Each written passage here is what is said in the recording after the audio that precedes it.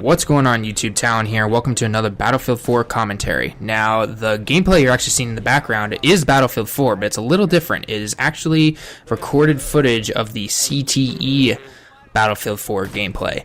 Now, CTE stands for Community Test Environment, or that's at least what we call it. Now, it's basically another version of Battlefield 4, but it's, like I said before, beta servers, where DICE can go in and make constant patches and changes to the game without having to go through Sony or Microsoft, since, you know, Battlefield 4 is a multi-platform game, and PC isn't limited by that, but Sony and Microsoft require EA and DICE to go through them, make sure the patches won't mess up the system or anything. So this is only for the PC community at the time.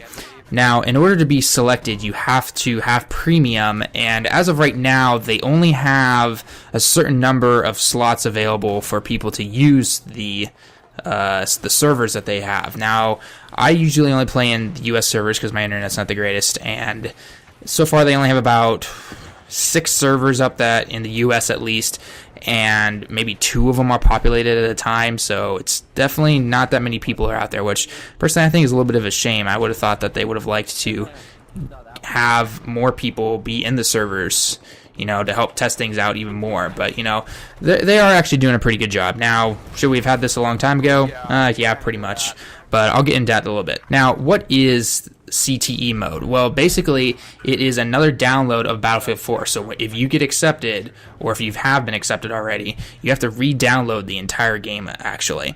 And then you use a separate battle log, and all your names and everything is there, but your stats are all reset. And you have to grind through getting all the weapons and everything else again, but there's like a 400% XP boost active 24/7, so you basically get everything back within like 2 minutes. But the main thing that they've wanted to test with this, or these servers, is the tick rate. Now, the tick rate is the response that information is sent from the server to the screen and back and forth and all this other stuff. Now, I'm not a huge tech guy, so if I just, you know, botch that, then please let me know. But bottom line, the tick rate for the current Battlefield 4, the vanilla game, it's currently at 10 hertz. Now, with the CTE mode, or the CTE, I'm just going to call it the CTE game for now. In CTE, it's finally been bumped up to 30 hertz, and 30 hertz is where Battlefield 3 was. So we're finally not having as much trouble with, you know, dying around corners, you know, not getting hit registrations, all that fun stuff that just, you know, can really make Battlefield 4, the vanilla game itself, you know, to be frank, a pain. And so it's really nice to see that, you know, DICE has finally come out with this, and this will allow us to test a lot of these issues. Now, this does not mean that this is perfect. There are still plenty of problems to go along, and if anyone remembers, in Battlefield 3, you know, 30 hertz is, you know, nice. It's nice and snappy and everything, but it's not the greatest still. There's still, you know, dying behind corners, bugs, all that kind of fun stuff. And if you look at any other game, like I know Counter-Strike, I think the hertz or the tick rate is like 60 to 120 or something like that, I remember hearing. Granted, Battlefield 4 and Battlefield 3 had a lot more detail within the game that had to be rendered constantly and sent to servers and to the players back and forth and you name it. So I understand that, you know, perfectly. And frankly, 30 hertz is really good. Would I like to have it a little higher? Oh, most definitely. Because the higher the tick rate, the more information is being sent back and forth, and overall it's just better in my opinion. Now, if you're looking at the gameplay, and if you've heard from anyone else who's played in the CTE mode, they will tell you, and I can vouch for this, at first you're going to feel like, okay, it's a lot snappier and everything, but at the same time it's almost like, am I doing worse now or something, or am I just not hitting my opponents or something like that? And I read into this a little bit, and correct me if I'm wrong, but the hitboxes have been put back to basically where they were. And what do I mean by this? Well, what I mean is, in the vanilla game, if you were to shoot at someone, you kind of just randomly shoot around the body and head area, and it's almost like the hitbox was bigger than it was meant to be. So even if it didn't look like you were hitting the head, you were still getting those hit markers within the game. Well, now with the higher tick rate and all these other changes they started making, now you have a game where you have to be more accurate. If you're not hitting the head, well, guess what? You're not hitting the head, and you will die faster. So I wouldn't say this is bad by any means. This is actually really good. It just means we need to be more accurate with our shots and everything. Now, the community test environment has been around for, I'd say 2 weeks now, maybe 3, and they've put out 4 to 5 patches, I believe, in total. They put about 1 out every week just to test the stuff out. And what we really hope is that this will be applied to the vanilla game for everyone, so consoles and PC. And hopefully if this comes out before Dragon's Teeth, then we can continue to look at the issues and stuff that is plaguing the game and make it much, much better.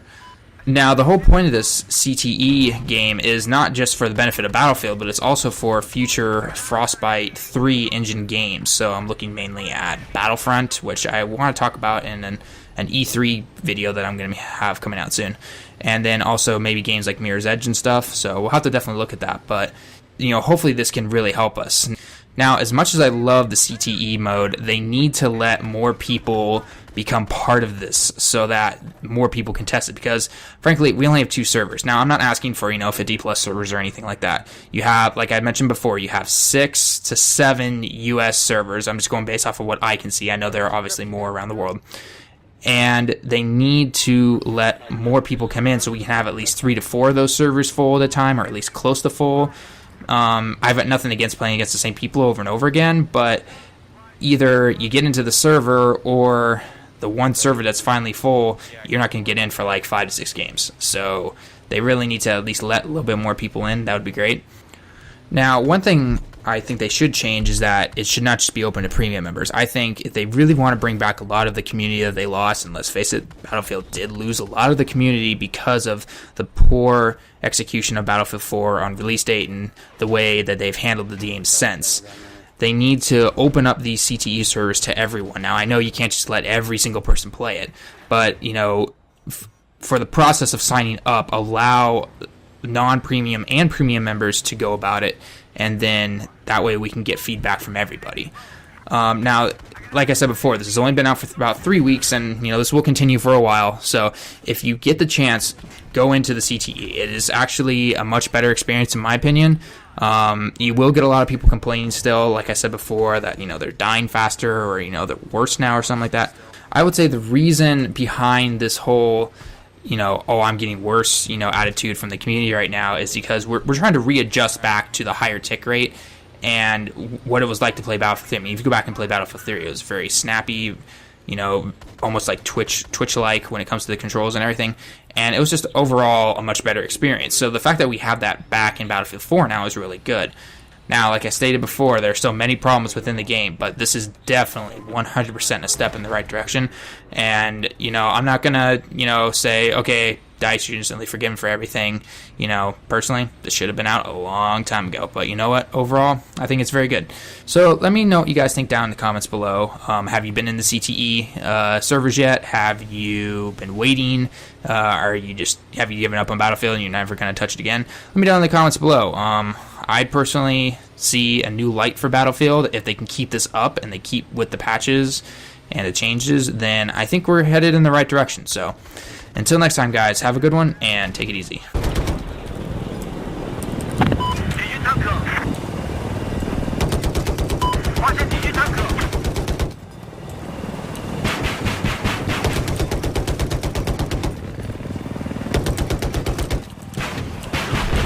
Yes.